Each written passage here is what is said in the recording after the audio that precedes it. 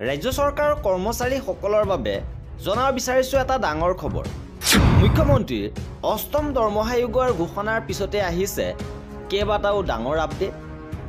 নৱবৰ্ষৰ পহিলা দিনটোতে ইতিমধ্যে মুখ্যমন্ত্ৰী মহোদয়ে ঘোষণা কৰিছে, কৰ্মচাৰী সমাজৰ বাবে সুখবৰ দিছে যে অষ্টম দৰমহা আয়োগ ৰাজ্যত গঠন কৰা হ'ব আৰু 1 জানুৱাৰীৰ পৰা কাৰ্যকৰী হ'ব লাগিব।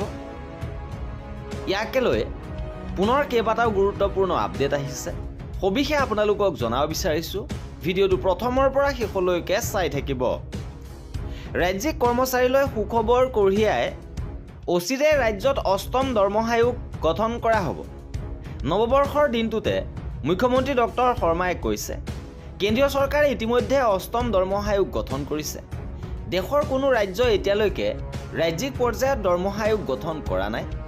অসমে প্ৰাক্তন অতিৰিক্ত মুখ্য সচিব সুভাষ দাসৰ অধ্যক্ষতাত অষ্টম দৰমহা আয়োগ গঠন কৰাৰ সিদ্ধান্ত গ্ৰহণ কৰিছে আৰু 1 জানুৱাৰীৰ পৰা কাৰ্যকৰী হ'ব লাগিব অষ্টম দৰমহা আয়োগ। কৰ্মচাৰী পৰিষদে এই দাবী কৰিছে। অষ্টম দৰমহা আয়োগ গঠনৰ কথা ঘোষণা কৰাৰ লগে লগে সাংবাদিকৰ সৈতে হোৱা মত বিনিময় অনুষ্ঠানত অসম চৰকাৰৰ প্ৰাক্তন অতিৰিক্ত মুখ্য সচিব সুভাষ চন্দ্ৰ দাসৰ অধ্যক্ষতাত অষ্টম দৰমহা আয়োগ গঠন হোৱাৰ কথা সদৰি কৰে আৰু মুখ্যমন্ত্ৰীৰ এই সিদ্ধান্তক উষ্ম আদৰণি জনাইছে সদৌ অসম কৰ্মচাৰী পৰিষদে।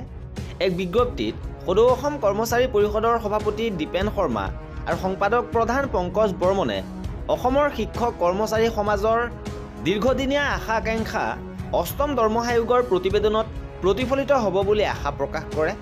কেন্দ্ৰীয় চৰকাৰৰ কৰ্মচাৰীসকলৰ দৰে সকলো সা সুবিধাকে ধৰি অন্যান্য ব্যৱস্থা এই প্ৰতিবেদনত প্ৰতিফলিত হ'ব লাগিব।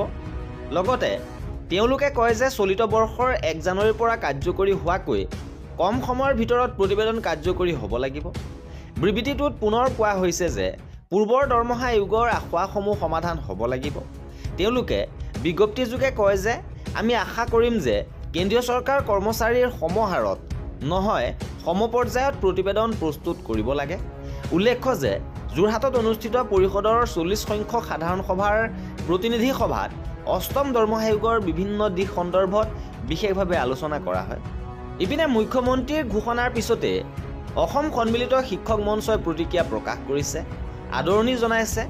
ইংৰাজী নৱবৰ্ষৰ পহিলা দিনটোতে মুখ্যমন্ত্ৰীয়ে প্ৰাক্তন অতিৰিক্ত মুখ্য সচিব সুভাষ চন্দ্ৰ দাসৰ নেতৃত্বত গঠন কৰিব বিচৰা অষ্টম দৰমহা আয়োগৰ ঘোষণাক আদৰণি জনাইছে অসম সন্মিলিত শিক্ষক মঞ্চই।